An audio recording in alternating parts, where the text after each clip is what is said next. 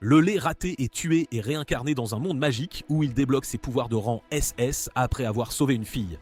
Lucia était un sans-emploi, un loser pathétique comme moi qui essayait chaque jour de trouver un emploi. Mais aucune entreprise ne voulait l'embaucher car il était si laid. Enfin, un soir, il obtient un emploi en promettant au patron de lui donner les 2000 gluck dans les toilettes. Ils commencent à rentrer chez eux en se réjouissant. Alors qu'il était plongé dans ses pensées, un braqueur sort d'un magasin après avoir tiré sur le policier avec un pistolet. Il commence à courir, mais le policier se révèle être un sigma masculin total et le traîne par terre. Malheureusement, le braqueur était américain, donc il finit par tuer un innocent qui se révèle être Lucia lui-même. Il tombe à genoux, pensant que la dernière chose qu'il a faite dans ce monde était de vendre son âme pour quelques dollars comme une seule fangirl. Tout devient noir devant lui quand soudainement, il entend la voix de Dieu qui lui dit qu'il a été impressionné par la performance de Luciel dans les toilettes et décide de le réincarner dans un monde de magie et de monstres. Lucille ouvre les yeux et se retrouve debout dans un champ ouvert tout seul quand il soudainement lève les yeux pour voir un grand dragon rouge volant au-dessus de lui. Il se relève une nouvelle fois et vérifie ses statistiques, ne réalisant que cette vie semble juste comme un jeu et qu'il a été assigné à la classe soignante, ce qui est probablement bon pour lui étant trop gros pour être un guerrier et affronter des monstres. Il fouille dans ses poches pour trouver quelques pièces de monnaie qu'il a obtenues la nuit précédente en se tenant près du feu rouge. Il décide d'obtenir plus d'argent de manière respectueuse dans cette vie et commence à marcher, mais il tombe soudainement sur le cadavre d'un monstre mort, ce qui le terrifie et il court une nouvelle fois. Après avoir marché pendant un moment, il arrive finalement aux portes d'une ville gardée par une bande de soldats. Il réalise que tout le monde entrant dans la ville montre une carte d'identité et paie une certaine taxe, mais il n'a rien. Les gardes l'appellent et lui demandent son identité, mais Lucio invente une histoire disant qu'il a grandi dans la forêt en tant que soignant, mais a été expulsé de la tribu parce qu'il était trop laid. Le garde lui dit de se taire et rentre, seulement pour revenir avec une femme forte et indépendante nommée Lumi. Elle regarde sa mère laid et lui dit de la suivre à l'intérieur, tandis que le garde l'avertit que Lumi aime être la numéro 1 dans une relation. Lucille ne s'en soucie pas et commence à courir derrière elle lorsqu'il rencontre 3 aventuriers et tombe à terre. Il le regarde furieusement et demande qui diable il est, et Lucille répond qu'il est un soignant. Au début, l'aventurier semble devenir furieux car il n'aime pas les soignants, mais décide de le laisser partir après que Lucio lui sourit comme un fanboy avec des problèmes de père. Lumo s'approche de lui et lui dit qu'elle aurait tué les aventuriers si ceux-ci avaient décidé de le blesser, ce qui est évidemment une mentir car elle est une femme. Plus tard, Lucille suit Lumi jusqu'à une grande salle de guilde et une fois à l'intérieur, elle lui dit que c'est la guilde des soignants et qu'il doit s'y inscrire. Il s'approche du comptoir et commence à remplir le formulaire avant de dire à la réceptionniste qu'il a une I de bouteille d'eau Stanley et qu'il ne se souvient pas du nom de son village. Elle lui dit de noter n'importe quoi et prend le formulaire avant de revenir avec une nouvelle carte d'identité pour lui. Il ferme les yeux et se concentre sur la carte lorsque soudainement elle lui montre son rang qui est G, elle le félicite pour avoir rejoint la guilde et Louis décide de partir lorsqu'il la retient et lui dit qu'il ne connaît aucun sort et n'a pas de formation magique. Elle le regarde avec dégoût mais lui dit qu'il a 3 options. La première est de s'entraîner comme un junkie tous les jours. La deuxième est de suivre le capitalisme comme aux États-Unis et prendre des prêts pour aller à l'école puis rester endetté pour toujours. Ou la troisième est d'être stagiaire, ce que tout le monde sait être une forme de servitude légale. Il décide de s'entraîner dur et Lumi lui dit de rester à la guilde et de pratiquer pendant 10 jours, après quoi ils verront comment il s'en sort. Karou, la réceptionniste, lui montre une petite pièce qui est encore plus grande que la maison d'un New-Yorkais moyen et il remarque un livre de sorts près de son lit.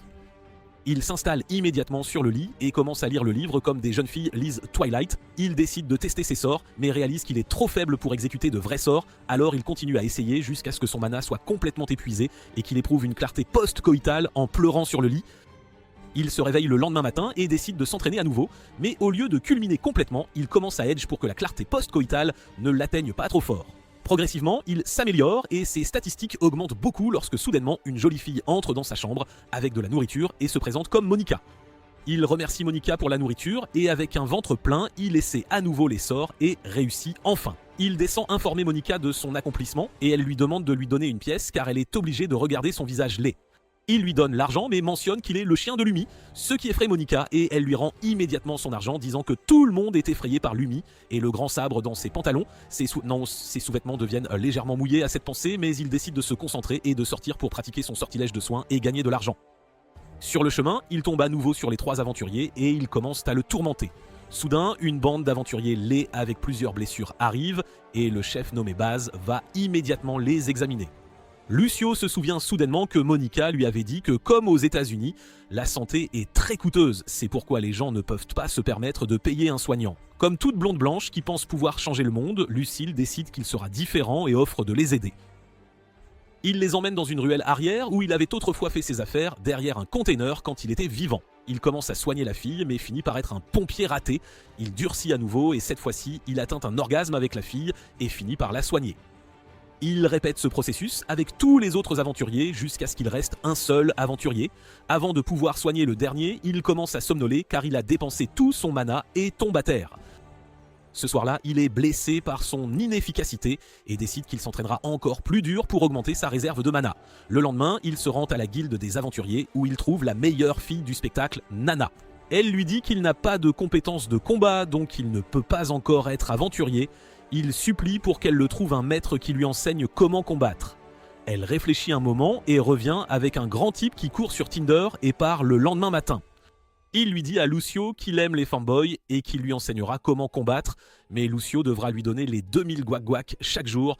Lucio vend à nouveau son âme comme un total pensant et accepte avant de retourner dans sa chambre pour se reposer lorsque Monica revient avec de la nourriture.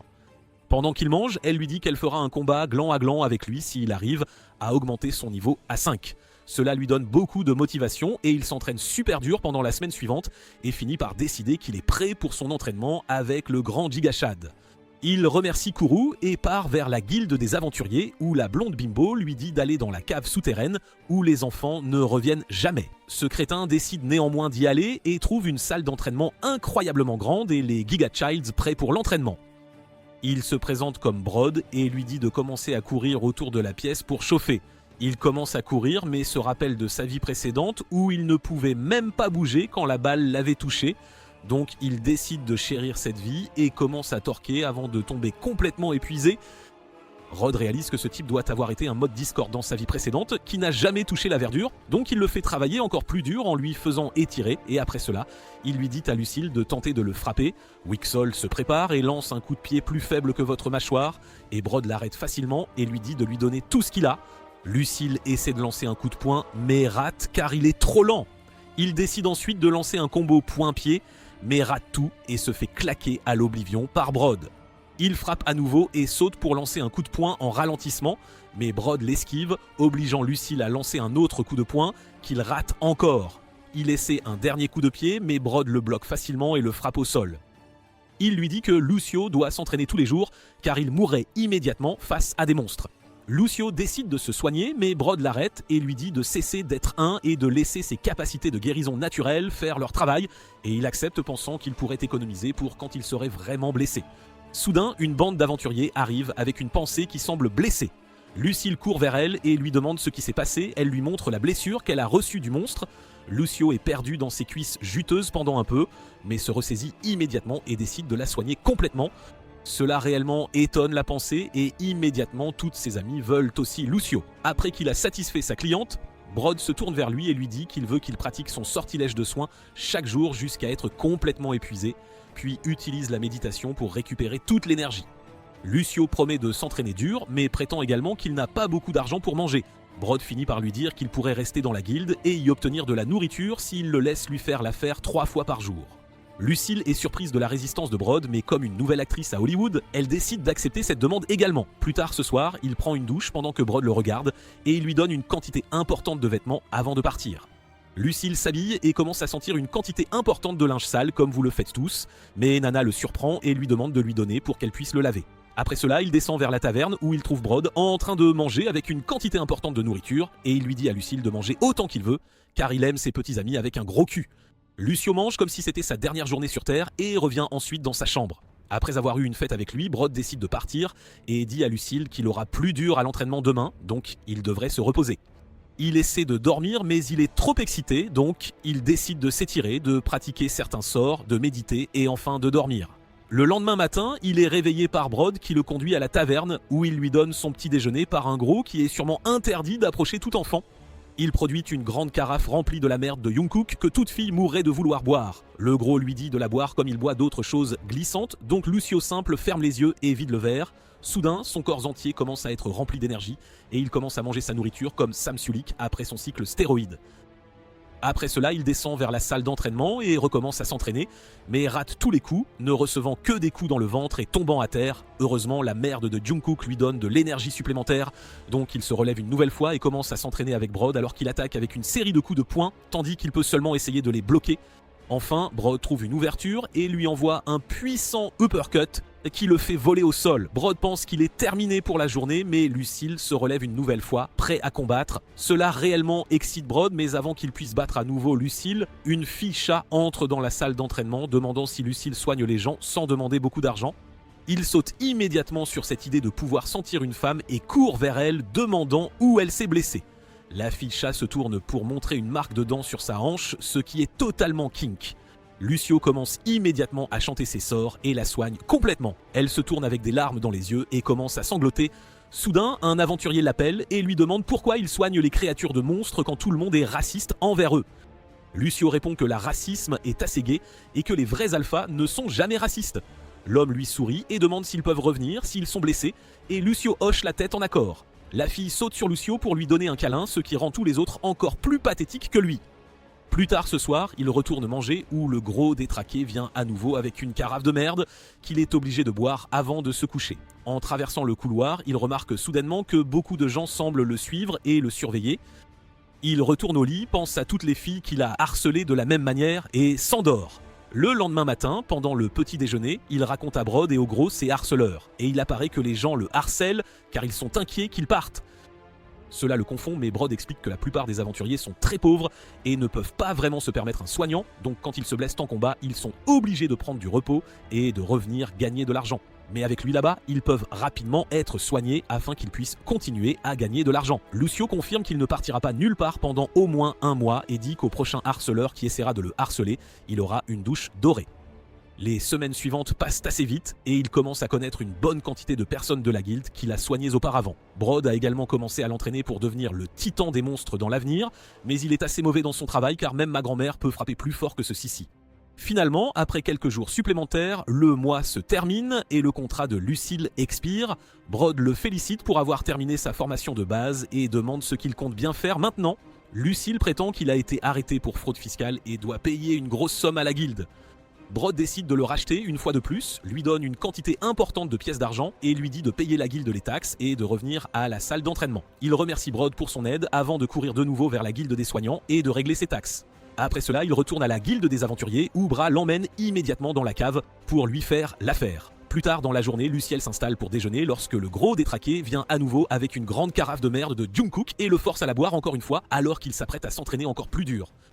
Le lendemain matin, Luciel se prépare à s'entraîner davantage lorsque Brad lui dit que l'entraînement de la journée ne se passera pas dans la salle d'entraînement mais plutôt dans la cuisine où il veut que Lucio apprenne à découper les animaux pour montrer aux véganes comment la vie a vécu. Il semble un peu surpris mais suit le hall jusqu'à la cuisine arrière où il est accueilli par Gal, le frère aîné du gros. Gal l'accueille et lui dit de ne pas s'inquiéter car il va d'abord montrer comment ça se passe. Suivant cela, il sort immédiatement un entier cochon entier de sa sacoche qu'il a probablement volé à Doraemon après l'avoir braqué. Gal commence à découper l'animal tandis que Lucio le regarde comme un loser vegan pathétique qui veut que PTA ait le contrôle mondial absolu. Gal lui dit ensuite qu'ils utilisent cette viande pour nourrir la population de cette ville. Mais le vrai motif pour lequel Lucio est ici est différent. Rod l'a envoyé ici pour qu'il apprenne sur différents monstres dans la forêt et leurs points faibles afin qu'il puisse se défendre dans le monde extérieur. Lucille est immédiatement effrayée en disant qu'il n'a aucun moyen de combattre un monstre, mais Gal lui dit de cesser d'être une pute car des centaines d'aventuriers sortent chaque jour pour combattre et beaucoup d'entre eux meurent sur le champ, jamais à nouveau vus. Pour soigner les autres, il doit d'abord se sauver lui-même et pour cela, il doit arrêter d'être une pute. Galvan sort une lièvre cornue de la sacoche de Doraemon et demande à Lucille de le découper. Il est complètement choqué, mais décide de tenter et commence à couper l'animal, parvenant finalement à le terminer. Plus tard ce soir, il s'assoit, quand le gros lui dit que ses vêtements sont sales et qu'il devrait les laver. Il sort et commence à les laver quand soudainement, Nana arrive et lui demande si tout va bien et tient un moment sa main, ce qui le fait éjaculer immédiatement. Plus tard ce soir, il goûte la soupe de lièvre et décide de ne plus être un vegan pathétique. Le lendemain matin, en traversant le couloir, il est intercepté par Nana et deux autres filles avec des intrigues épaisses. Elles le traînent dans la bibliothèque et commencent à produire toutes les différentes versions du Kama Sutra qu'elles ont. Lucio choisit de lire les livres de Nana, alors les autres partent, tandis qu'elle commence à lui enseigner toutes les différentes positions que les gens dans ce monde aiment.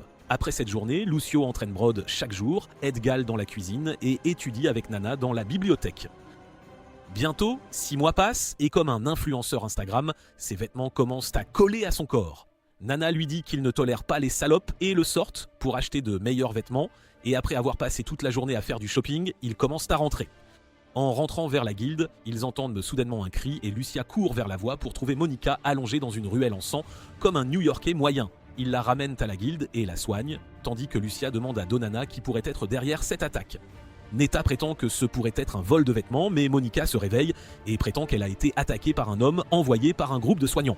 Cela confond Luciel, mais Monica explique qu'il y a 2 jours, l'une de ses amies a été vendue en esclavage parce qu'elle n'avait pas assez d'argent pour payer les soignants. Monica a pris la parole sur Twitter et a lancé le hashtag abolir l'esclavage et ses gangs de soignants ont été agacés par sa prise de conscience et ont décidé de lui planter un couteau. Plus tard ce soir, Monica arrive à la taverne et demande à Lucille combien elle doit lui donner pour avoir sauvé sa vie. Lucille, gentleman qu'il est, demande simplement qu'elle lui permette de lui faire l'affaire une fois et elle accepte. Quelques jours plus tard, l'assaillant est capturé mais il refuse de nommer celui qui l'a engagé, donc il est envoyé sur l'île d'Epstein. 1 ou 2 mois plus tard, soudainement un jour, Brod court à l'intérieur et dit à Lucille de le suivre car certains aventuriers sont gravement blessés et ont besoin de son aide maintenant. Ils courent dans les ruelles, tandis que Brod explique que ces aventuriers étaient dans la forêt quand soudainement, une créature étrange les a attaqués de derrière et les a blessés presque tous. Ils entrent finalement dans la maison où ils sont gardés et Lucio voit des aventuriers juste allongés sur le sol blessés, mais Brod le guide vers une autre pièce où 3 aventuriers presque morts étaient gardés. Lucio monte jusqu'au type avec le ventre ensanglanté et essaie de le soigner, mais est obligé d'utiliser presque tout son mana pour refermer la plaie, ce qui le fait s'effondrer. Brod le capture et lui donne une boisson rouge qui lui donne des ailes et il commence à nouveau à soigner ses 2 camarades empoisonnés. Une fois tout le monde en sécurité, il s'effondre à nouveau et se réveille cette fois dans une pièce où Nana dort à proximité. Il apprend que plusieurs personnes sont mortes pendant qu'il était inconscient, ce qui l'attriste profondément, mais il décide de continuer à avancer.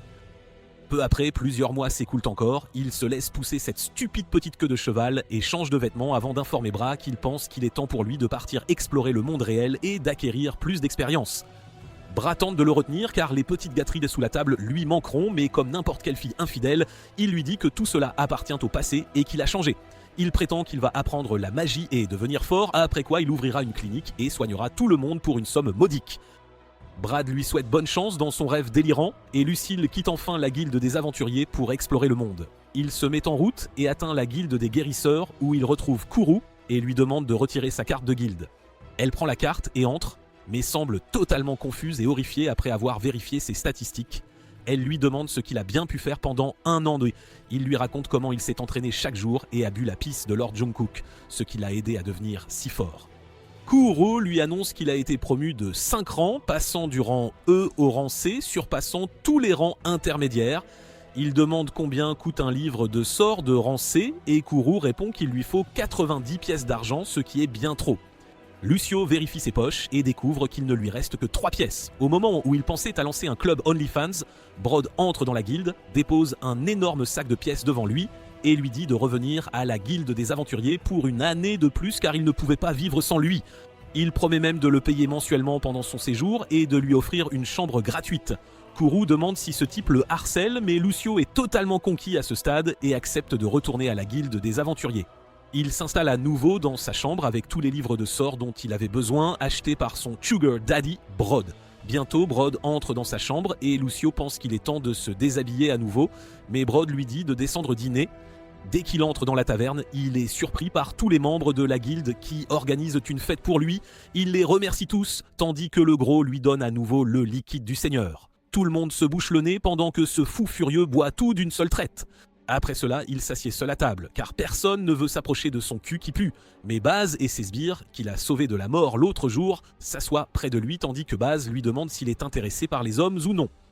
Comme tout mâle complexé, il commence immédiatement à dire du mal des personnes queer, mais Baz lui dit qu'ils sont très progressistes et soutiennent le mouvement. Lucio regarde leurs visages heureux et se souvient comment il les avait rencontrés le premier jour dans ce monde et avait eu une peur bleue, mais maintenant il commence à aimer ce monde.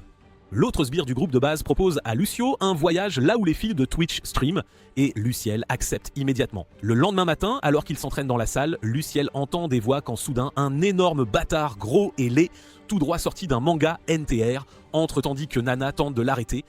Il repère immédiatement Luciel et s'approche de lui demandant s'il est le guérisseur. Lucille confirme ses soupçons, mais l'affreux bâtard prétend s'appeler Bot, et Lucille se souvient soudain qu'il était soupçonné d'avoir ordonné l'attaque contre Monica il y a quelques mois. Beau lui ordonne de quitter la guilde des aventuriers sur le champ, car il travaillera dans sa clinique, mais Luciel refuse catégoriquement. Bot s'énerve et lui dit qu'il n'a pas d'autre choix que de rejoindre sa clinique, car depuis que Luciel est arrivé en ville et a commencé à soigner les gens, la clinique de Bot n'a plus fait beaucoup de profit.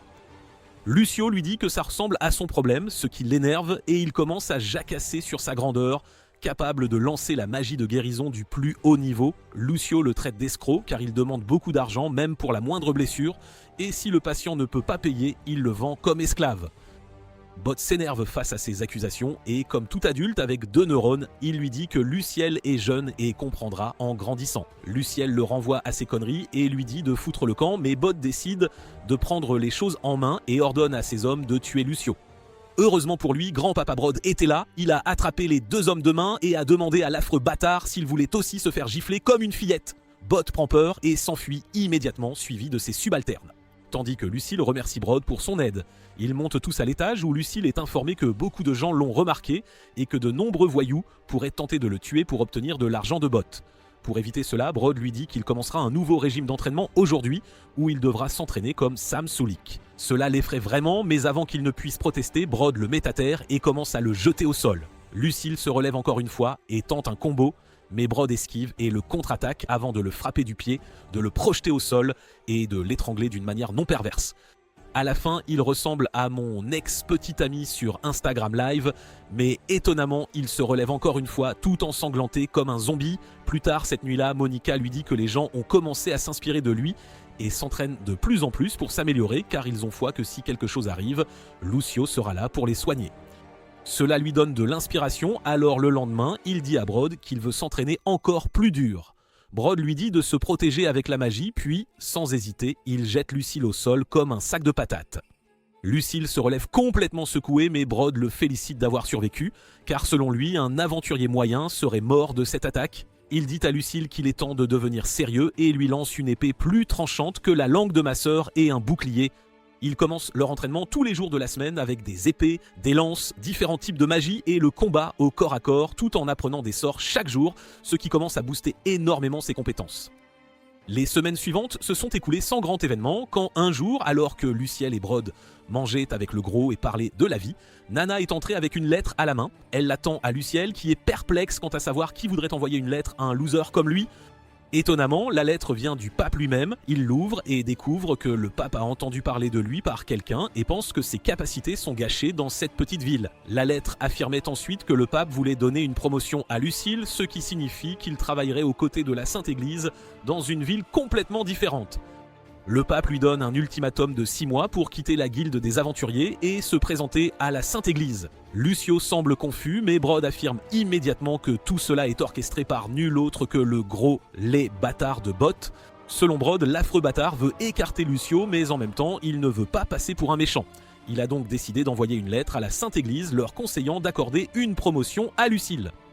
La Sainte Église l'éloignera de la ville et forcera les aventuriers à retourner dans ses cliniques pour se faire soigner à des prix extraordinairement élevés. Brod lui dit qu'ils ne peuvent rien y faire et qu'il serait préférable que Lucille s'entraîne aussi dur que possible afin d'apprendre à se battre au mieux de ses capacités. Ce soir-là, Lucille s'entraîne très dur et après cela, s'allonge sur le sol complètement épuisée tandis que la stupide fille chat le pique agacamment sans aucune putain de raison. Soudain, le gros entre dans la pièce et tend à Lucille une grande cruche d'eau bénite du Seigneur pour qu'il puisse reprendre ses forces, tandis que le chat s'éloigne le plus possible pour échapper à la puanteur. Lucille cependant boit tout d'une seule traite, ce qui excite un peu le gros. Plus tard ce soir-là, le gros descend et essaie d'avoir une conversation avec Brod, mais comme n'importe quel frère de Jim dopé aux stéroïdes, il commence à fléchir ses muscles pour montrer à quel point il est meilleur. Le gros lui dit que s'il était resté aventurier un peu plus longtemps, il aurait pu obtenir le badge de rang SS, mais il a préféré prendre sa retraite après avoir atteint le rang S. Il demande ensuite à Brod si l'eau bénite de Lord Jungkook que Lucille boit tout ce temps fonctionne vraiment. À cela, Brod répond que toutes les adolescentes semblent s'exciter vraiment quand des membres d'un groupe coréen apparaissent n'importe où, donc il doit y avoir un certain pouvoir en eux. Assez tôt, Gal entre aussi dans la pièce et s'assied à côté de Brod et l'informe qu'il a enquêté sur cette affaire et a découvert que c'était bien Bot qui avait décidé d'envoyer une lettre à la Sainte Église les exhortant à promouvoir Lucille. Brod semble s'inquiéter pour la sécurité de Lucille, mais Gal lui dit de ne pas s'en faire car il a arrangé que des gens s'occupent de lui. 6 mois passent en un éclair et Lucille est de nouveau forcée de se séparer de la guilde qui l'a tant aidé. Il entre une dernière fois dans la salle d'entraînement où il retrouve Brod qui lui donne un tas d'instructions pour survivre dans une autre ville et lui dit de quitter la Sainte Église immédiatement s'il sent que sa vie est en danger. Lucille promet de suivre son conseil et demande ensuite une faveur à Brod. Tous deux sortent alors que le soleil se couche et entrent dans un cimetière où sont enterrées les personnes affiliées à la guilde des aventuriers.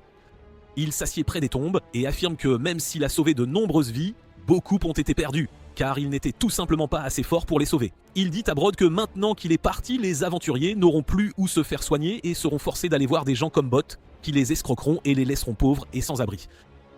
Il se tourne vers Brod et lui dit qu'il ne veut pas que cela arrive et il le supplie de lancer un cours de formation pour les aventuriers débutants afin qu'ils apprennent les compétences de base pour survivre dans le monde réel. Il affirme qu'il a pu aider tant de gens parce que beaucoup l'ont aidé quand il était super faible. Il veut que les débutants soient entraînés par Brod et Gal afin qu'ils apprennent le combat de base ainsi que comment tuer un monstre. Il dit à Brod que si les aventuriers ont une formation de base, leur taux de blessure devrait diminuer, ce qui ruinera les grands guérisseurs comme Bot qui seront forcés de revoir leurs tarifs. Brod lui sourit et promet de créer un cours de formation de base, puis demande à Lucille ce qu'il pense de Monica. Lucille rougit et affirme que Monica est une gentille fille avec une belle poitrine et tout le monde sait que les cuisses généreuses sauvent des vies. Brod rit et lui dit de dire aussi au revoir aux filles, car il s'avère que Monica et Nana se cachaient derrière les tombes et écoutaient leur conversation. Elles sortent toutes les deux et Lucille les remercie immédiatement pour toute l'aide qu'elles lui ont apportée. Elles rougissent toutes les deux et Monica affirme que c'est lui qui l'a sauvée alors qu'elle était sur le point de mourir et qu'elle n'oubliera jamais cela. Il leur annonce qu'il doit quitter la guilde et partir pour une autre ville, ce qui les fait pleurer, mais il promet de revenir dès que possible et les réconforte du mieux qu'il peut avec son vilain visage. Le lendemain matin, toute la guilde se rassemble pour dire au revoir à Lucille, pendant qu'il a une dernière conversation avec Brod sur le fait qu'il n'oubliera jamais leur séance d'entraînement nocturne sur le lit. Le garde à la porte informe Lucille que sa calèche est prête, alors il remercie tous les membres de la guilde de l'avoir aidé dans les moments difficiles et promet qu'il reviendra et leur rendra leur gentillesse un jour. Brod lui dit d'arrêter les dialogues à l'eau de rose et lui tend la poche de Durema qui peut contenir une énorme quantité d'objets, ainsi qu'une petite bourse d'argent. Il dit à Lucio que ce cadeau vient de toute la guilde, ce qui le fait pleurer comme un enfant. Bientôt, la chochotte sort, pleurant toujours quand il atteint la porte principale de la ville, où le garde l'informe que sa calèche est prête avec des gens à l'intérieur. Luciel est confus car il ne s'attendait pas à voyager en compagnie, mais il court vers la calèche pour les saluer seulement pour être surpris par Baz et sa bande. Il se remet à pleurer comme un enfant, tandis que Baz lui dit qu'il ressemble à une fille, lui intimant de monter pour qu'ils puissent commencer leur nouvelle aventure. Luciel et les aventuriers atteignent bientôt le Saint-Siège. Baz lui demande s'il compte aller directement à la Sainte-Église pour faire une petite gâterie au pape, mais Luciel répond qu'il est à court des fluides de Lord Jungkook, il doit donc d'abord se procurer des provisions à la guilde des aventuriers. Cependant, il sent que quelqu'un pourrait profiter de lui parce qu'il ressemble à une chochotte, alors il a demandé à Baz et aux autres de l'accompagner. Baz part avec Luciel et au lieu d'aller à la réception, il l'emmène directement à la cafétéria. Il demande à une serveuse d'appeler le maître de guilde car il veut présenter Lucille comme lui aussi. Peu après, le maître de guilde arrive et Lucille se présente comme guérisseur. Soudain, tout le monde le regarde avec dégoût, comme s'il était une influenceuse TikTok au milieu d'une foule de mâles Sigma. Cependant, le maître de guilde a entendu dire que Luciel était la petite chose de Brod, donc il n'a aucun problème à l'aider. Luciel commande ensuite 3 barils de pisse de Jungkook dont il ne peut pas se passer, mais personne ne le croit. Le maître de guilde apporte une pinte pour tester l'affirmation du garçon et tout le monde est choqué de le voir l'avaler d'une seule traite. Lucio obtient 3 barils du liquide légendaire et les met dans son sac magique. Le maître de guilde lui demande ensuite s'il est vrai qu'il soigne la plupart des patients pour seulement une pièce d'argent et il répond qu'il ne le fait que pour les gens qui sont gentils avec lui. Sur ce, il se dirige vers la Sainte-Église qui sert aussi de quartier général de la guilde des guérisseurs. Luciel est choqué de voir à quel point c'est grand, mais c'est parce qu'il n'a pas vu ma baguette. Baz et ses amis disent au revoir à Lucille et il verse une petite larme à nouveau. Il se rend ensuite à la Sainte Église et dit aux 2 réceptionnistes qu'il a été transféré ici sous les ordres directs du pape. Il veut parler aux responsables mais explique qu'il n'est pas une carène. Les réceptionnistes appellent un prêtre nommé Grand qui sera désormais chargé de superviser Lucio. Il dit au garçon de le suivre puis il ouvre une porte à l'aide de la magie. Vient ensuite un ascenseur magique et Grand dit à Lucio que c'est le seul moyen d'entrer et de sortir de la Sainte Église pour empêcher les intrus, mais il sent que c'est plutôt pour empêcher les gens de s'échapper. Ils atteignent bientôt leur destination et Lucille aperçoit la chevalière Louis, qui fut la première à l'aider dans ce monde. Lucille est vraiment heureux de la voir et est excitée en apprenant qu'elle se souvient de lui. Elle l'invite dans sa chambre pour Netflix et chill le soir et Lucille demande à Gran si c'est acceptable. Grand dit que puisque Lumi est la capitaine du régiment des paladins Valkyrie, elle peut avoir qui elle veut. Elle part, puis Gran emmène Lucille d'abord dans une pièce où il satisfait ses fantasmes sadiques, puis dans une simple salle d'interrogatoire. Il glisse à Lucio une lettre de Bot affirmant qu'il nuisait aux affaires des autres guérisseurs dans la ville précédente et lui demande de raconter sa version de l'histoire. Lucio comprend tout maintenant, alors il saisit cette chance et dit à Gran la vérité sur la façon dont Bot et d'autres guérisseurs surfacturaient. C'est pourquoi il a rendu les soins de santé abordables pour tous et a maintenu la transparence, ce qui a énervé Bot. Grand comprend son histoire et promet d'en parler avec ses supérieurs. En attendant, il donne à Lucio sa lettre de nomination en tant que membre de l'unité de purification spirituelle de la Sainte Église. Il est nommé prêtre assistant et exorciste. Lucio est confus par son profil de poste et Grand lui dit qu'à partir de demain, il devra exorciser des fantômes et des zombies. Son salaire sera de 20 pièces d'or par mois, ce qui est plus que suffisant pour acheter tous les abonnements de fans qu'il désire. Après cela, il va dans la chambre de Lumi et lui raconte son histoire autour d'une tasse de thé. Il lui parle de son nouveau travail d'exorciste de fantômes et Lumi pense que c'est trop pour une chochotte comme lui. Elle lui dit que l'endroit où il sera emmené est un ancien cimetière souterrain transformé en donjon. Luciel sait ce qu'est un donjon grâce à ses leçons avec Nana. C'est un endroit où la magie se rassemble et se combine avec les sentiments des morts pour créer des trésors et des monstres. Lumi est impressionnée par ses connaissances car elle aime dominer des petits génies comme lui au lit. Il demande ensuite s'il y a des avantages d'avance au travail. Lumi lui dit que c'est premier arrivé, premier servi et que tout ce qu'il trouve dans les donjons, que ce soit un trésor ou de la merde, lui appartient. Il peut vendre des cœurs de monstres pour acheter des livres de compétences coûteux et Luciel est excité. Cependant, il y a aussi des inconvénients au travail. Il y a beaucoup de fluides puants dans les donjons qui sentent pire que le poisson fermenté, mais Lucille est habituée à la pisse de Jungkook donc il n'a aucun problème avec ça. Le lendemain matin, Lucille va rencontrer Gran et un autre prêtre nommé Jord. Gran lui donne une robe spéciale faite de fibres sacrées et un badge signifiant qu'il est un guérisseur de rang A. La robe repousse les mauvaises ondes et attire les mauvaises filles, elle coûte donc 10 pièces de platine. Il donne également à Luciel un laissez-passer pour utiliser l'ascenseur magique, même sans lui, mais impose aussi diverses conditions, comme ne pas amener de fils légères de l'extérieur de la Sainte Église dans sa chambre. Luciel jure qu'il ne tentera rien de malicieux et le laissez-passer brille. Gran lui dit que s'il rompt son vœu, le laissez-passer ne fonctionnera pas et il recevra une sérieuse punition toute la nuit. Après cela, Jorg emmène Luciel au donjon et il sent immédiatement l'odeur dégoûtante de chair en décomposition. Il rencontre bientôt un zombie et Jorg l'envoie ad patrem avec un sort de purification et collecte la pierre magique qu'il laisse tomber. Luciel a aussi étudié le sort de purification récemment et il peut nettoyer à peu près tout, de vos chaussettes blanches croûtées aux esprits maléfiques. Jorg laisse Luciel à son travail avec cela et il avance l'épée à la main. Luciel est attaqué par une horde de zombies et il prononce le sort de purification si vite qu'il donnerait du fil à retordre à Eminem. Le sort de purification désintègre tous les zombies et Luciel pense que maintenant qu'il a vaincu quelques monstres, son niveau doit avoir augmenté. Malheureusement, il est toujours un loser de niveau 1, mais il s'en fiche. Il reçoit déjà 20 pièces d'or par mois pour ce travail, alors il peut se donner à fond et s'entraîner tout en tuant des zombies. Comme le sort de purification consomme beaucoup de mana, Lucio a une idée innovante. Il enchante son épée avec le sort de purification et l'utilise pour trancher facilement les zombies. Lucio sent que c'est une promenade de santé comparée à l'entraînement de Brod. Il s'amuse même et découvre que la magie de guérison fonctionne aussi très bien pour tuer les zombies. Luciel nettoie rapidement le premier étage du donjon, puis se dirige vers le deuxième étage, où il trouve une horde de zombies juste à l'entrée. Il les évite et découvre un esprit flottant dans les airs, lui aussi très facile à vaincre. Son estomac se met soudain à gargouiller et Lucille décide de faire une pause déjeuner. Il mange des sandwichs et boit le liquide du Seigneur, dont la puanteur repousse même les zombies les plus affamés. Après ça, Lucio nettoie le deuxième étage sans effort, puis se dirige vers le troisième, où il tombe sur une horde de monstres squelettes. Il se fait dessus en les voyant et les pulvérise aussitôt avec sa magie de purification. Cependant, il est à court de magie après ça, mais décide de ne pas en rester là. Alors que Lucio retourne au portail, Georges l'attend, il lui lance un sort de purification pour dissiper l'horrible puanteur qui émane de lui. Voyant son aîné si insouciant et constatant que son niveau n'a pas augmenté malgré tant de monstres tués, Lucille en vient à la conclusion que ce donjon n'est qu'une simulation pour former les jeunes prêtres débutants. Jorah l'emmène ensuite à la boutique, où il peut échanger les pierres magiques obtenues en chassant des monstres contre des armes et des grimoires. Jor appelle Kat, la propriétaire, qui demande à Luciel comment s'est passée sa première journée avec les fantômes, et il lui répond que c'était plutôt facile. Kat lui demande alors de lui remettre les pierres magiques qu'il a récoltées, et dit à Lucille qu'elles valent plus de 4000 points, ce qui est l'un de leurs meilleurs scores pour un débutant. Elle lui demande s'il veut acheter quelque chose, et comme ses vêtements usagés ne sont pas à vendre, Lucille décide d'acheter des grimoires.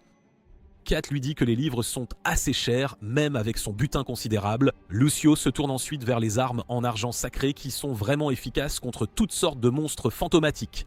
Comme seuls les exorcistes sont autorisés à les acheter et que la plupart ne savent pas manier d'armes, il n'y a pas de demande, donc le prix est plutôt bas. Lucille se sent chanceux et dit qu'après avoir gagné plus de points de main, il achètera une épée et une lance.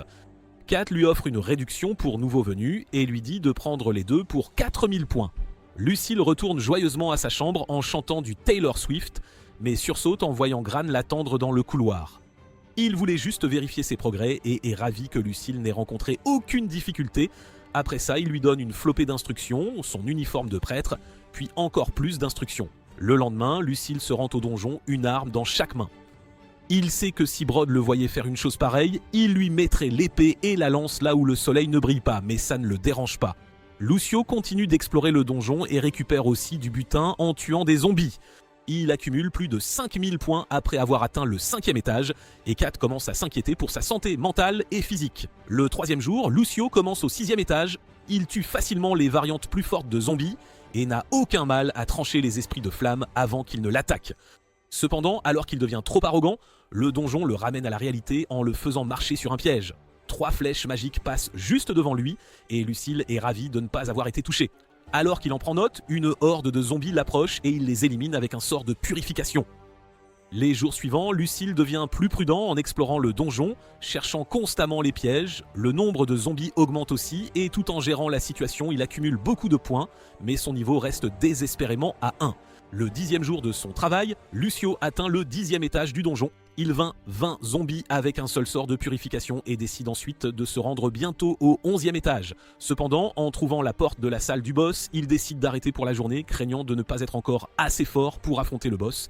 Il en parle à Jord, qui est choqué d'apprendre que ce petit efféminé a déjà atteint le point qu'il lui a fallu 6 mois pour trouver, un peu comme le point G de sa copine. Le lendemain, Lucius se rend dans la salle du boss, au sommet de sa forme.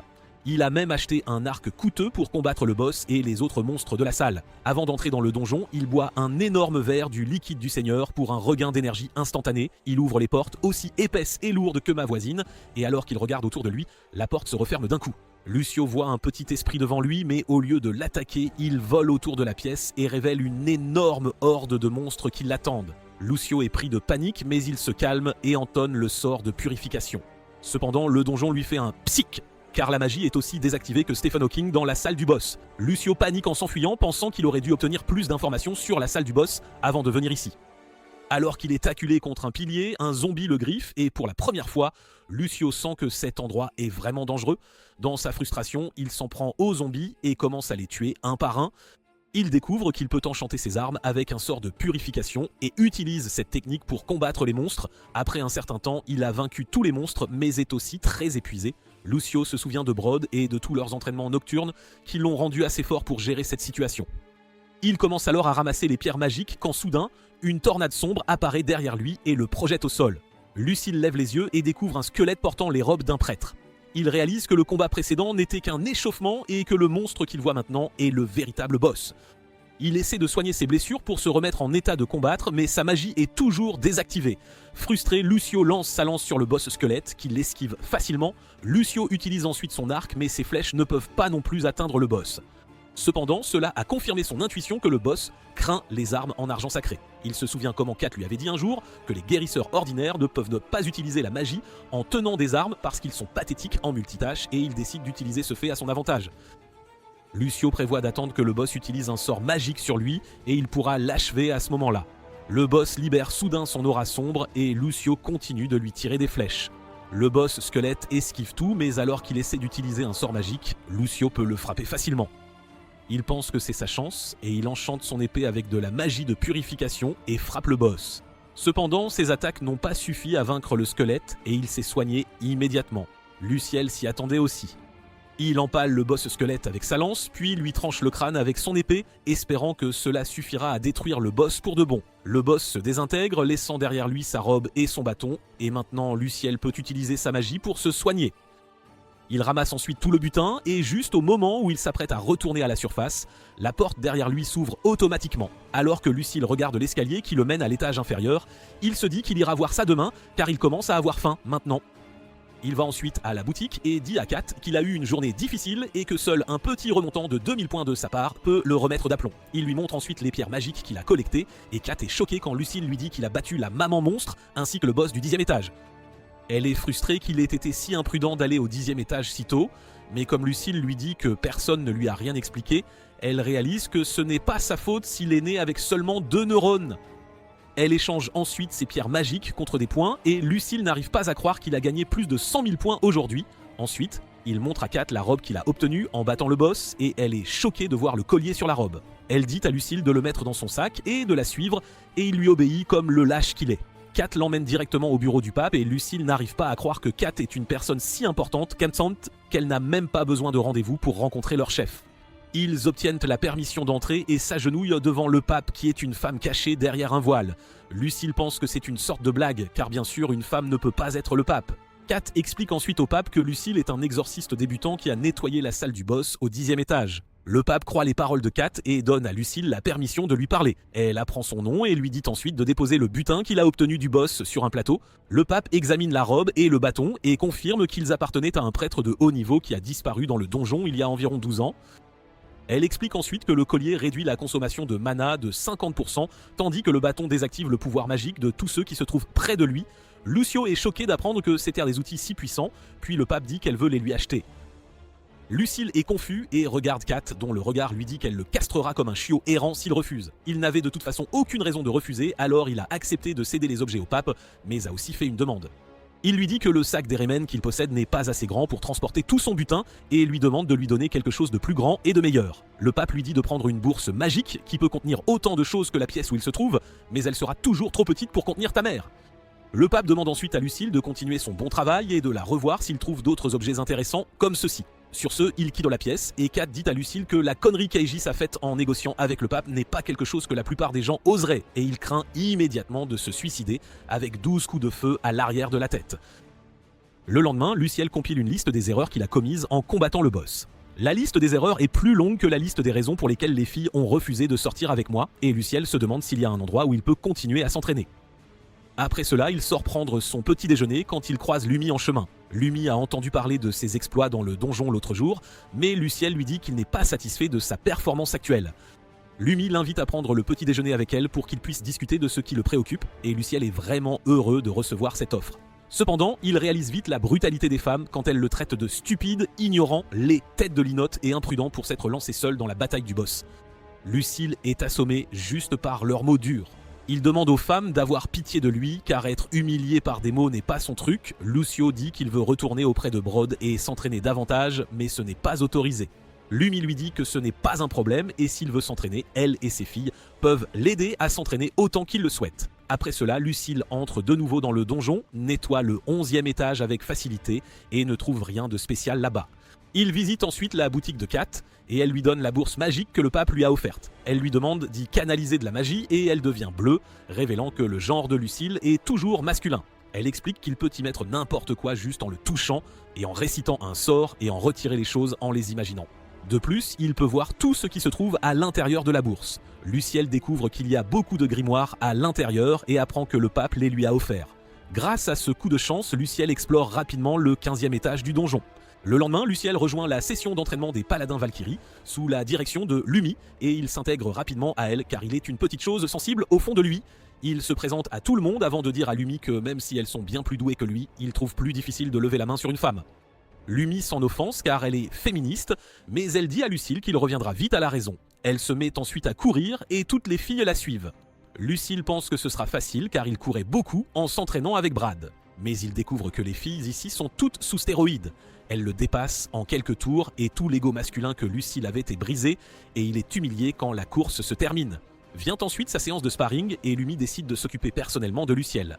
Elle le rejette immédiatement quand il manie sa lance et une épée et elle lui dit de la combattre correctement. Luciel passe à son épée et son bouclier et attaque Lumi. Elle esquive facilement tous ses coups et lui coupe ensuite le souffle d'un coup de poing. Il commence à chanter un sort, se souvenant d'une leçon de Brod sur la pose de piège pour ses adversaires. La lumière de la magie aveugle Lumi et Lucia la frappe mais il découvre qu'il ne l'a toujours pas touchée.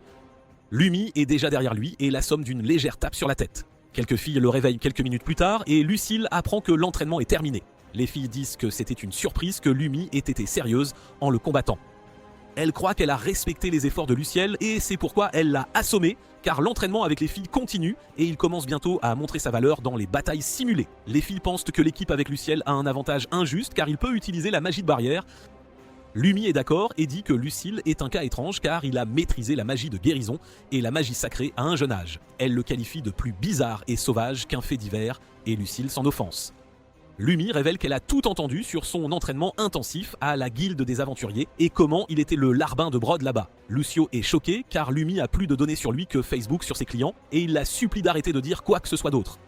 Le lendemain, Lucio entre de nouveau dans le donjon. Il rencontre 3 zombies et s'équipe rapidement d'une épée et d'un bouclier grâce au pouvoir de la bourse magique. Il se débarrasse rapidement des zombies, puis remarque une dalle surélevée et pense que c'est un piège à coup sûr. Cependant, il est confiant de pouvoir gérer n'importe quoi maintenant et marche délibérément sur le piège. Il active une alarme et soudain des zombies affluent eux vers lui. Lucio s'en occupe avec son sort de purification puis tranche le reste avec son épée. Il continue d'explorer le donjon jusqu'à atteindre finalement le 20e étage. Lucio sent que le boss à l'intérieur de la pièce pourrait bien lui botter les fesses. S'il n'est pas prudent, alors il se retire pour recueillir des informations.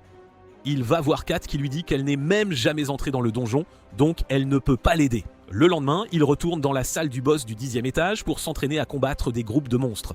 Le jour d'après, il est réveillé par Ellie, une paladin sous le commandement de Lumi. Elle est dégoûtée en voyant le visage laid de Lucia et ses cheveux en bataille, puis elle lui dit de se préparer rapidement car ils vont s'entraîner aux techniques de maniement de 2 armes aujourd'hui. Alors que Lucio regarde Ellie combattre un autre chevalier, tous deux maniant 2 épées, il sent que c'est trop dangereux pour lui. Louis lui dit de monter sur le ring et il affronte la fille avec qui Ellie venait de s'entraîner. La fille lui lance un barrage d'attaque, mais Lucio sent qu'il peut se défendre contre ses coups. Il est sur le point de contre-attaquer après avoir vu une ouverture, mais la fille le frappe d'un coup de pied retourné et l'assomme. Ensuite, Lucille se bat avec Ellie et décide de la charger. Mais elle disparaît comme mon père et apparaît ensuite derrière Lucille et le fait trébucher. Il se rend et demande ensuite à Ellie comment elle a disparu plus tôt. Elle révèle qu'elle a une affinité pour la magie de l'eau et du feu, alors elle a créé une illusion en utilisant du brouillard et a fait croire à Lucille qu'elle avait disparu. Après s'être entraînée avec les filles pendant quelques jours de plus, Lucille défie enfin le 20e étage du donjon. Il ouvre les lourdes portes et découvre que des zombies armés l'attendent déjà là. Lucio les charge avec détermination et grâce à son entraînement avec les filles, il parvient à les éliminer en toute sécurité. Le boss laisse tomber des objets rares cette fois aussi et Lucio les apporte au pape. Elle le remercie d'avoir récupéré les objets et dit qu'ils appartenaient autrefois à un prêtre de haut niveau. Le pape devient ensuite nostalgique en déclarant que le cimetière souterrain ne s'est transformé en donjon qu'il y a environ 100 ans. Personne ne connaît la cause de cela, mais avant la formation du donjon, le sous-sol abritait de nombreuses installations merveilleuses en dehors du cimetière. Lucio est perplexe car le pape parle comme si elle avait été présente à l'époque, et sa voix est si jeune qu'elle pourrait encore auditionner pour l'île d'Epstein. Le pape continue, disant qu'ils ont fait de nombreuses tentatives pour maintenir le sceau du donjon et empêcher les monstres de sortir et d'attaquer les humains. Lucille lui demande s'il n'est pas possible de détruire un donjon de façon permanente, et le pape répond que c'est possible. Elle déclare que si le cœur du donjon est détruit, le donjon disparaîtra de lui-même. Cependant, personne n'a jamais atteint ce niveau. De plus, le nombre de personnes naissant avec le métier de paladin a diminué au cours des dernières décennies. Il manque donc de main-d'œuvre pour nettoyer le donjon.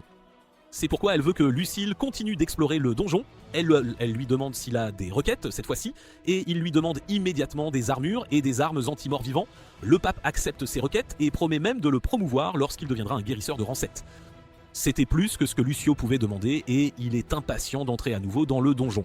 Peu après, Lucio se rend à la guilde des aventuriers pour faire le plein de liquide du seigneur et tout le monde le regarde bizarrement pendant qu'il fait ça.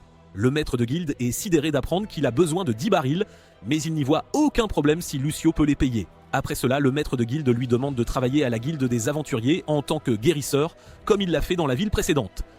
Lucio ne peut pas travailler ici à plein temps à cause de son emploi à l'église, mais promet de les aider pendant ses jours de congé et déclare qu'il soignera tout le monde pour le prix d'une seule pièce d'argent. Le maître de guilde l'emmène immédiatement au sous-sol où ils gardent tous leurs blessés, mais ils deviennent immédiatement hostiles en le voyant dans une robe de guérisseur. Il le traite de porc capitaliste qui extorque de l'argent aux mourants, mais le maître de guilde les fait taire et leur parle du légendaire guérisseur délicat d'une autre ville, qui soigne les gens pour seulement une pièce d'argent. Les aventuriers n'avaient entendu que des histoires sur Lucio auparavant, et ils n'arrivent pas à croire que c'est le vrai. Ils commencent à chanter son nom en lui demandant de les soigner, et Lucille leur dit de se calmer. Il déclare qu'il ne sera pas leur guérisseur permanent et qu'ils devront compter sur d'autres cliniques, plus que sur lui après tout. Il énonce quelques conditions pour soigner les patients. La première est de ne pas fréquenter d'autres cliniques si elles pratiquent des prix élevés, et la seconde est de l'aider, lui ou d'autres personnes de la Sainte Église, s'ils sont un jour en difficulté. Sur ce, il lance un sort de guérison de zone et sauve tout le monde d'un seul coup. Tout le monde est reconnaissant à Lucille pour cela, et ils organisent une réunion pour lui donner un titre approprié.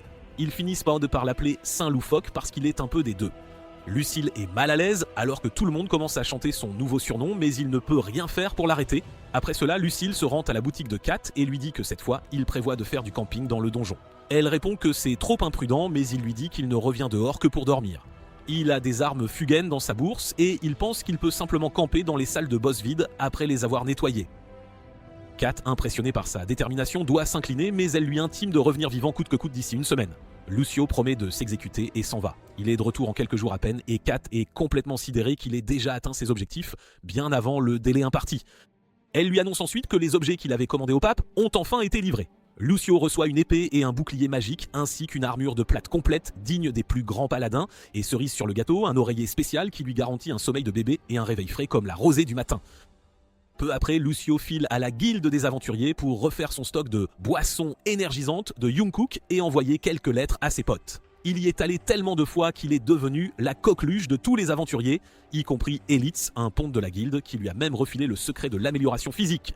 Lucille s'empresse de montrer ses progrès avec cette compétence, mais il s'avère qu'il est absolument lamentable. Elitz trouve ça étrange, car le contrôle magique de Lucille est impeccable et malgré sa force herculéenne, il reste désespérément bloqué au niveau 1. Un vrai mystère. Il rétorque que c'est parce qu'il n'a pas encore eu l'occasion de trucider un seul vrai monstre. Estimant que les zombies du donjon sont plus bidons que les Kardashian elles-mêmes, à peine a-t-il fini sa phrase que la serveuse débarque en trombe, l'appelant à la rescousse pour soigner tous les blessés. Lucio enchaîne les sorts à la vitesse de l'éclair pour remettre tout le monde sur pied, puis il leur demande s'ils ont des nouvelles de Lumi et de son équipe ou de ses amis de la ville d'avant. Un aventurier lui apprend que Lumi et sa bande se débrouillent à merveille dans leur mission, tandis qu'un autre lui révèle que Brad est devenu une sorte de ravisseur, traînant de force les malheureux dans sa salle d'entraînement. Pour couronner le tout, le chef bedonnant concocte toujours plus de recettes qui ont le goût et l'odeur si particulier des fluides du Seigneur. Mais la nouvelle la plus sidérante, c'est que de nombreuses réceptionnistes des guildes d'aventuriers s'apprêtent à convoler en juste noces, et là, Lucille est frappée par la foudre. Puisqu'il a toujours été une vraie chochotte pour faire le premier pas avec les filles, elles ont logiquement jeté leur dévolu sur d'autres hommes. Il panique à l'idée que les aventuriers n'aient aucune idée de l'identité des futurs Nicar mariés, priant pour que ce ne soit pas Nana et Monica. Il s'effondre à genoux, suppliant qu'elle l'invite au moins au mariage et lui accorde une dernière petite folie avant de passer la bague au doigt. Finalement, Lucille digère tant bien que mal cette nouvelle et se remet à sa tâche habituelle, purger le donjon.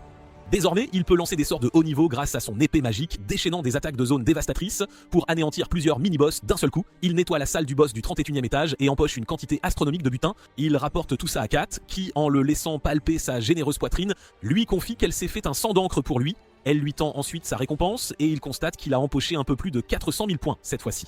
Kat lui recommande vivement de faire le plein de potions de mana car elles lui sauveront la mise quand il sera à sec de magie. Il acquiesce, expliquant qu'il a pu terrasser le boss cette fois-ci grâce à cette compétence de haut vol, le soin de zone supérieure. Kat est bouche bée d'apprendre qu'il maîtrise une telle prouesse à un si jeune âge et lui demande, mi-sérieuse, mi-amusée, s'il ne serait pas sous stéroïde pour une croissance aussi fulgurante. Lucille jure qu'il n'a jamais eu recours à des méthodes douteuses pour devenir aussi costaud, mais il se souvient alors qu'il s'abreuve de la potion magique du seigneur Jungkook depuis le début de son entraînement. Kat le traîne illico dans la chambre du pape, insistant pour qu'il lui avoue tous ses petits secrets inavouables. Le pape commence par féliciter Lucille d'avoir purgé seul le 30e niveau du donjon, puis Kat lui balance que Lucille s'enfile des substances bizarres depuis 2 ans et demi. Pour prouver que ce n'est pas une drogue, Lucille sort un baril des fameux fluides du Seigneur et l'odeur nauséabonde dégoûte instantanément toute l'assemblée. Il le range Fissa et lance un sort de purification pour dissiper cette pestilence. Il raconte ensuite comment Brod et le chef bedonnant l'ont initié à ce breuvage, lui promettant monts et merveilles pour sa force. Le pape, qui semble en connaître un rayon sur le sujet, explique qu'à l'origine cet objet unique se présentait sous forme de pilule. Elle fut l'œuvre d'un sage de haut rang et cette pilule avait le pouvoir d'éveiller le talent latent de quiconque l'ingérait. Mais comme elle était rare et hors de prix, notre sage, flairant le bon filon capitaliste, a décidé de réduire les coûts pour en faire une version bien moins chère, le fameux liquide que Lucille s'enfile. Il prétend en boire 3 chopes par jour depuis 2 ans et demi pour devenir costaud et les 2 femmes présentes dans la pièce sont absolument révulsées par cette révélation. Le pape, imperturbable, le pape change alors sa de sujet, s'enquérant auprès de Lucille des monstres qu'il a affrontés cette fois-ci, et du précieux butin, lui demande s'il ne voudrait pas fait le récit détaillé de son combat, puis lui présente fièrement les objets qu'il a raflés lors de sa chasse au boss. Le pape, prise d'une vague de sentimentalité, affirme que ces objets appartenaient à ses vieux amis et congédie Lucille sur le champ, lui promettant sa récompense pour plus tard. Le lendemain matin, Lucille repasse à la boutique de Kat qui lui tend une lettre du pape détaillant les effets pour le moins surprenants de l'eau bénite de Jungkook. Lucio décide de lire ça tranquillement dans le donjon. En le voyant partir, Kat lui souhaite bonne chance pour l'avenir et l'assure qu'il peut toujours compter sur elle en cas de besoin. Une fois dans le donjon, Lucio se plonge dans les documents rédigés par le sage à l'origine de ce fameux liquide. Il découvre que le liquide agit sur les 3 désirs primaires de l'être humain, l'envie de manger, le besoin de dormir et, disons, l'ardeur au lit. Et le hic, c'est qu'il sacrifie aléatoirement l'une de ses pulsions pour décupler considérablement les capacités physiques de celui qui le consomme. Lucio se met à cogiter laquelle de ses pulsions a bien pu être sacrifiée. Il adore manger et dormir, ce qui ne lui laisse qu'une seule et unique option. Et là, il réalise que son petit soldat ne se dresse jamais, même en présence de jolies filles ou au petit matin. Le drame. Il comprend alors pourquoi Kat le regardait avec tant de pitié plus tôt. Elle le prend pour l'exact opposé de Monsieur Johnny Sins. Lucille redoute que ce soit la triste vérité, qu'il ne puisse plus jamais se montrer à la hauteur là où ça compte vraiment. Pour prouver que ses craintes sont infondées, il décide de perdre sa virginité pour de vrai dès qu'il sortira du donjon. Mais voilà, des mois ont passé et il n'a toujours pas reçu le moindre signe de vie de Monica ou Nana. Pour se vider la tête, il se jette à corps perdu sur les monstres, les anéantissant sans relâche pour noyer sa frustration. Le mois suivant cette révélation, Lucille explore les profondeurs du donjon et finit par atteindre la salle du boss du 40 étage. Il hésite à s'y aventurer sans préparation et décide de se rendre à la guilde des aventuriers pour glaner quelques précieuses informations. À l'entrée, il croise une jeune fille sans abri et se dit que si quelqu'un le voit avec elle, le FBI va débarquer. Alors, il la fait entrer, où il est chaleureusement accueilli par ses 2 chouchoutes, Nana et Monica. Lucio leur demande ce qu'elle fiche là, mais avant qu'elle n'ait le temps de répondre, des aventuriers l'attrapent sans ménagement et l'entraînent de force pour soigner les blessés. Lucio les soigne à la vitesse de l'éclair, comme s'il était en plein speedrun de Super Mario, puis il demande à la serveuse de s'occuper de la fille bête qu'il a ramenée. Il reprend ses soins, mais son esprit est obnubilé par Nana et Monica, et il redoute qu'elles ne soient venues lui annoncer leurs fiançailles imminentes.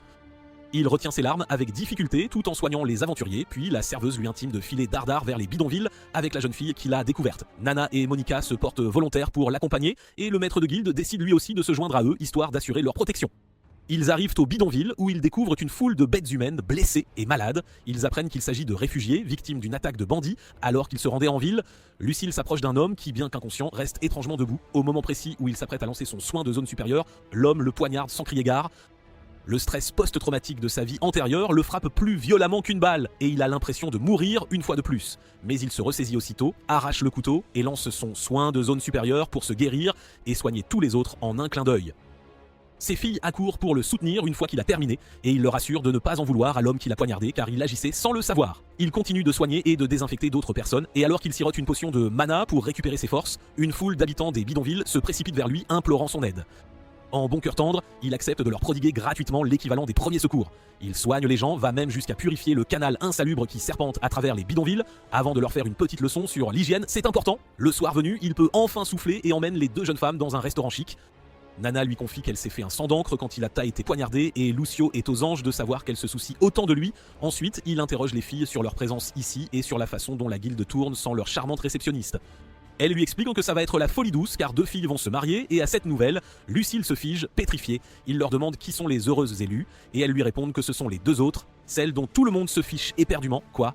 Elle lui demande pourquoi il pose la question alors qu'elle l'avait tout clairement mentionné dans leur lettre. Lucille est sidérée d'apprendre qu'elles lui ont écrit, ils jurent n'avoir jamais reçu le moindre courrier de leur part et elle, à leur tour, rétorque n'avoir jamais vu l'ombre d'une de ces lettres non plus. Lucille est tellement estomaquée comme si on venait de lui prouver que la terre n'était pas plate. Il confronte le maître de guilde à ce sujet et ce dernier, penaud, avoue qu'il a oublié de livrer les lettres, la faute à quelques verres de trop. Lucille est furieux contre lui mais Elitz l'interrompt sans crier gare et lui demande laquelle des 2 jeunes femmes est sa petite amie car il a bien l'intention de récupérer l'autre. Lucille panique complètement face à cette question et ni une ni 2 les relègue toutes les 2 en friendzone. Il affirme qu'elles ne sont pas ses amies intimes et que sans leur soutien moral et orale, il n'aurait jamais pu continuer à s'abreuver du liquide du Seigneur, ni endurer l'entraînement de Brad. Tout le monde est sidéré d'apprendre que Lucille a entraîné l'aventurier de rang S à la retraite. Mais il les ignore royalement, comme votre crush vous ignore, et se dirige vers les filles. Il veut profiter d'elles au maximum tant qu'elles sont là, et elles l'entraînent aussitôt pour soigner les dernières personnes dans le hall, car elles sont plus excitées qu'une puce sur un chien quand elles le voient en action. Eh bien, leur temps ensemble passe plus vite que moi, au lit, et Lucille n'a absolument pas le temps de faire quoi que ce soit avec les filles. Elle se contente de soigner les blessés, de partager un bon festin, puis repartent finalement vers leur ville. Après ça, il retourne à la guilde des aventuriers, et y trouve l'homme qui l'a poignardé, prosterné, implorant son pardon. Lucio lui assure qu'il ne lui en tient pas rigueur, car c'était involontaire. L'homme révèle alors qu'ils ne sont pas de simples réfugiés, mais des ambassadeurs d'une autre nation, venus rencontrer le pape pour solliciter son aide afin d'établir une clinique dans leur pays. Il remercie Lucio de les avoir aidés à survivre pour accomplir leur mission. Alors qu'il s'engage dans une sorte de concours de révérence, la jeune fille de tout à l'heure arrive et serre Lucio dans ses bras. Il comprend vite qu'elle parle, exactement autant que la plupart des hommes aimeraient que leur copine parle. Bref, elle est muette suite à un accident survenu dans son enfance. Lucio lui caresse la tête, la qualifiant de véritable héroïne pour avoir sauvé tout le monde, puis lui lance un sort qu'il vient à peine d'apprendre, super soin. Il espère de tout cœur que cela pourra soulager la jeune fille. Peu après, il retrouve Lumi et lui confie son appréhension à l'idée de pénétrer dans la salle du boss du 40 et étage. Elle lui propose alors de s'entraîner avec elle pour affûter ses compétences, ce qu'il accepte sans hésiter. Il s'équipe de son épée et de son bouclier magique et ne cesse de parer les assauts impitoyables de Lumi. Il change illico de stratégie et lui lance un poignard pour la surprendre. Lucio redoute qu'elle ne se fâche tout rouge, mais elle est au contraire impressionnée qu'il ait réussi à la prendre au dépourvu. Ils s'entraînent encore un bon moment et à la fin, Lucio est absolument vidé de toute énergie. Lumi lui assure qu'il a fait d'énormes progrès, mais lui conseille de ne pas encore affronter le boss du 40 étage, car il a encore une belle marge de progression. 6 mois plus tard, Lucille se sent enfin assez homme pour pénétrer dans la salle du boss, et Kat lui remet une lettre de Lumi partie en mission.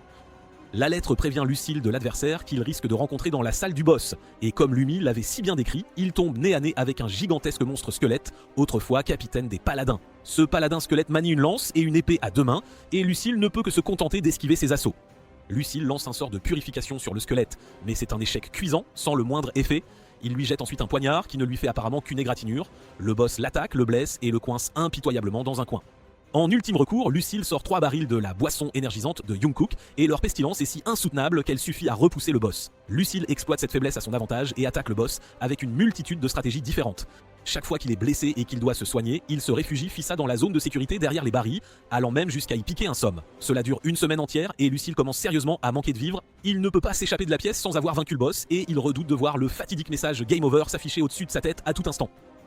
Il a enfin compris que ce donjon est bien plus réel que le changement climatique et qu'il y laissera vraiment sa peau s'il est vaincu ici. Lucille décide de jeter toutes ses forces dans la bataille pour l'emporter et charge le boss avec une détermination farouche. Le paladin squelette bloque son assaut avec son épée puis tente de le transpercer de sa lance. Cependant, après l'avoir affronté pendant une semaine entière, Lucille a mémorisé le moindre de ses schémas d'attaque et il aperçoit enfin une brèche. Il réussit à entailler les flancs du boss, puis d'un puissant coup de taille, il lui envoie la tête valsée. Le boss est enfin vaincu et le seul butin qu'il laisse tomber est son grimoire. Lucille est fou de joie de pouvoir enfin rentrer chez lui, mais alors qu'il tente d'ouvrir la porte, celle-ci refuse obstinément de bouger. Bon, puisqu'il ne peut pas regagner la surface, Lucille décide de s'enfoncer encore plus profondément et fonce vers le 50e étage. Il s'attache un baril des fluides du Seigneur, histoire que l'odeur repousse les monstres pendant qu'il traverse le donjon comme un somnambule. Il découvre quelques coffres au trésor en chemin et atteint sans difficulté la salle du boss du 50e étage. Il est aussi arrivé au bout de ses provisions et en croquant son dernier sandwich, Lucio se demande avec angoisse s'il va finir ses jours puceaux au fin fond de ce donjon. Il redoute de se transformer en boss de donjon après sa mort et décide de mettre toutes les chances de son côté avant d'engager le combat. Il invoque le grimoire qu'il a récupéré en terrassant le boss du 40e étage et y découvre un sort nommé Cercle de Sanctuaire. Ce sort crée une zone sacrée qui purge toute magie d'affinité sombre et incinère même les démons et fantômes qui s'y trouvent. Une fois le sort maîtrisé, Lucio pénètre dans la salle du boss et y découvre une horde de fantômes furieux. Soudain, le boss final se matérialise devant lui, prenant la forme d'un pape zombie. Lucio, estimant qu'il est digne de ce titre, décide de lui asséner un bon coup de soin de zone supérieure. Avant qu'il ne puisse achever son incantation, le boss lui assène un coup de poing que Lucio esquive de justesse. Des fantômes jaillissent de son poing et foncent sur Lucille, qui les disperse d'un sort de purification. Profitant de cette diversion, le pape zombie le contourne et commence à charger un puissant sort de magie noire. Lucille comprend que c'est le moment idéal pour tester son cercle de sanctuaire et crée aussitôt une petite zone de sécurité autour de lui. Dès que le pape zombie la touche, il subit une brûlure atroce et est violemment projeté contre le mur. Lucille est soulagé que le sort ait fonctionné, mais il consomme une quantité astronomique de mana et il est presque à sec. Il s'enfile une potion de mana tandis que le pape zombie s'approche et il réalise qu'il ne pourra pas rester sur la défensive très longtemps car ses réserves de potions de mana s'épuiseront elles aussi bientôt. Alors il échafaude une idée audacieuse pour en finir rapidement avec ce combat et commence à prononcer l'incantation complète du cercle de sanctuaire. Au moment où le boss est à portée, Lucille fait glisser le cercle de sanctuaire avec la même aisance qu'il donnerait son numéro à une fille dans un bar. Le cercle engloutit le pape zombie, citoyen qui est frappé de plein fouet par le pouvoir purificateur du sort. Le boss hurle de douleur et Lucille ne tarde pas à avoir sa réponse. Le pape zombie s'approche de lui, son corps se dissolvant à vue d'œil, prouvant que non, il n'est pas vaincu.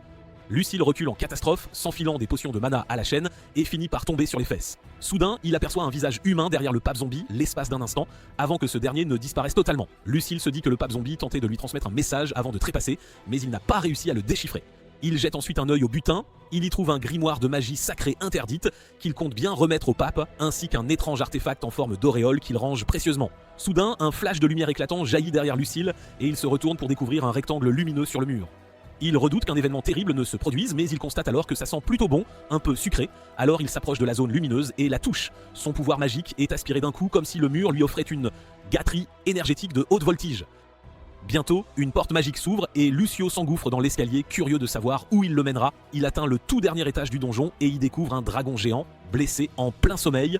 Lucille se chie littéralement dessus sur le champ, car il n'y a absolument aucune chance qu'il affronte un dragon. Cependant, il se ressaisit, se disant que si c'est un mort-vivant, il pourra s'en débarrasser avec son cercle de sanctuaire. Alors, il s'enfile toutes ses potions magiques pour recharger à bloc son pouvoir, puis se dirige vers le dragon pour le plus grand kit ou double de son existence. Lucille déploie le cercle de sanctuaire sur le dragon, qui hurle de douleur sous l'impact du pouvoir sacré. Après un instant de hurlement déchirant, le dragon s'effondre lourdement au sol, et Lucille, lui aussi, tombe sur les fesses, épuisé. Il se demande s'il a gagné et s'approche du dragon, qui s'avère être bien vivant et parfaitement conscient. Il rugit, terrifiant Lucille à mort, mais s'arrête juste avant de le dévorer. Le dragon, impressionné qu'une attaque surprise humaine ait pu le blesser à ce point, décide de le récompenser en lui offrant tout le trésor qu'il a amassé durant des siècles. Lucio n'en croit pas ses yeux, il peut tout prendre, le dragon l'assure que ce n'est absolument pas un piège et qu'une fois le trésor emporté, le donjon disparaîtra. Lucio sent que le dragon n'est pas hostile et décide de l'interroger davantage sur la véritable raison d'être de ce donjon. Le dragon lui révèle qu'un puissant dieu maléfique l'a piégé, lui et d'autres dragons, dans des zones où la magie noire s'accumulait et ce donjon en est l'une d'elles. Il espérait l'arrivée d'un héros pour le délivrer, mais personne n'est jamais venu. Il est ravi que Lucille soit enfin là pour le libérer de ses tourments et surtout qu'il ne soit pas avide du trésor qu'il a si légitimement gagné. Le dragon confie à Lucio qu'il lui accordera sa protection, le rendant ainsi bien plus difficile à abattre. Il lui annonce que les batailles à venir seront encore plus ardues et souhaite à Lucio de sauver le plus de gens possible, et pourquoi pas, quelques dragons au passage. Le dragon commence à se désintégrer et au moment où Lucio le touche, il n'est plus qu'un simple squelette. Il promet de réaliser le vœu du dragon et d'aider autant de personnes qu'il le pourra. Soudain, il se voit attribuer des titres pour le moins extravagants, tels que béni par le dieu guérisseur, protégé par le dragon sacré et tueur de dragons. Lucio range alors le squelette du dragon dans sa bourse magique et reçoit un bâton mystique ainsi qu'un collier. Alors qu'il se demande bien ce que c'est, les objets se mettent à luire et il est instantanément téléporté à l'entrée du donjon, d'où il fonce aussitôt vers la boutique de Kat. Elle croit apercevoir un zombie et lui lance des couteaux, mais Lucio se défend habilement. Il assure à Kat qu'il est bel et bien vivant et elle se précipite pour le serrer dans ses bras, et lui, il se sent drôlement vivant, même là, en bas. Elle est folle de joie qu'il soit en vie car il a passé si longs mois dans le donjon et elle le prenait pour un zombie évadé. Lucille lui raconte qu'il a galéré dans le donjon et Kat lui dit que ce n'est pas le moment d'en discuter car il y a quelque chose de bien plus urgent. Elle traîne Lucille hors de l'église sacrée et il y retrouve ses potes de la ville précédente ainsi que le maître de guilde de la cité. Burd le met immédiatement dans une prise d'étranglement comme lors de leurs entraînements nocturnes tout en riant qu'il soit encore en vie. Lucille abandonne aussitôt et leur demande ce qui les amène ici, et avant qu'ils ne puissent pas répondre, il entend la foule acclamer comme si Macron avait annulé toutes leurs dettes étudiantes. Avant qu'ils ne puissent leur poser la moindre question, ils commencent à avoir faim, alors ils se rendent à la guilde des aventuriers pour manger. Là, Lucille apprend que, comme il avait disparu depuis 6 mois, les gens craignaient que la Sainte Église ne l'ait enfermé pour qu'il ne fasse pas chuter le prix des autres guérisseurs. C'est pourquoi ils ont pris d'assaut la Sainte Église, exigeant la libération de leur saint un peu fêlé. Après cela, Lucille défie Brod en match d'entraînement pour vérifier ses progrès et se fait littéralement démolir, Brod le malmenant sans aucune pitié, le poussant à ses limites les plus extrêmes sous les yeux de tous qui n'en avaient entendu que des récits. Plus tard, Lucille remercie tous ceux qui se sont inquiétés pour lui et les renvoie. Brod le coince ensuite et lui dit que peu importe à quel point il a grandi, il est encore trop faible et ne devrait pas faire des choses aussi imprudentes. Lucille remet des lettres à Brod et lui demande de les livrer à Nana et Monica. Il est furieux d'avoir été rétrogradé de professeur à facteur si rapidement, mais il pense qu'il fera une exception pour cette fois. Les deux filles étaient vraiment inquiètes pour Lucille et elles étaient sur le point de quitter leur emploi pour venir ici. Mais il a réussi à les convaincre d'une manière ou d'une autre et leur donner ses lettres est le moins qu'il puisse faire. Plus tard, Lucille fait ses adieux émouvants à Broad et aux autres avant de rendre visite au pape pour lui faire part de ses découvertes. Le pape est ravi de le voir complètement rétabli et dit qu'ils ont envoyé Lumi et son équipe pour le secourir quand il n'est pas sorti pendant longtemps, mais elles n'ont pas pu aller au-delà du 30e étage à cause de l'odeur nauséabonde. Après cela, Lucille raconte à tout le monde l'histoire de ses aventures dans le donjon. Cependant, il omet les détails les plus importants et déclare qu'il ne les racontera qu'aux personnes en qui il a confiance, y compris le pape, Kat et Lumi. Tandis que d'autres prêtres sont en colère, comme la bande de boomers qu'ils sont, le pape les renvoie immédiatement.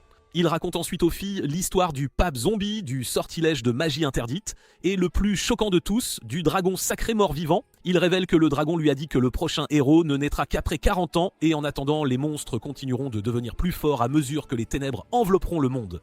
Le pape est inquiète en entendant tout cela et elle interdit à Kat et Lumi d'en parler à qui que ce soit d'autre. Après cela, Lucille demande au pape pourquoi il est encore bloqué au niveau 1 comme un débutant et elle lui dit d'ouvrir sa fenêtre de statut pour la vérifier en détail. Il dit que ses statistiques ont augmenté, mais pas son niveau, et le pape lui tend un parchemin qui contient plus d'informations sur les liquides du Seigneur qu'il boit. Ce liquide pourrait parfois avoir un inconvénient, rendant très difficile pour la personne qui le boit d'augmenter son niveau. Lucille panique en entendant cela car il ne peut pas choisir entre monter de niveau et continuer à boire la pisse du Seigneur pour devenir plus fort. Une semaine plus tard, le pape organise une célébration en l'honneur de Lucille pour avoir nettoyé le donjon. Elle le promeut guérisseur de rang S et prêtre de rang évêque. En plus de cela, elle lui donne le pouvoir spécial de refuser les ordres de quiconque, sauf les siens. Sur ce, elle appelle Lucille à s'avancer pour s'adresser à la foule et il panique car il n'a pas fait de discours depuis qu'il a quitté le lycée. Il rassemble tout de même son courage et commence son discours sur la façon dont la Sainte Église est sur le point de perdre son pouvoir et sa crédibilité à cause de guérisseurs avides et arrogants. Il déclare qu'il créera de nouvelles directives pour réglementer les frais de traitement médical et sauver ce monde du système de santé à l'américaine où tout est hors de prix. Il jure qu'il ne ménagera aucun effort pour sauver les gens et restaurer la gloire de la Sainte Église. Si vous aimez cette vidéo, vous adorerez ce loser qui se réincarne pour devenir le héros le plus fort.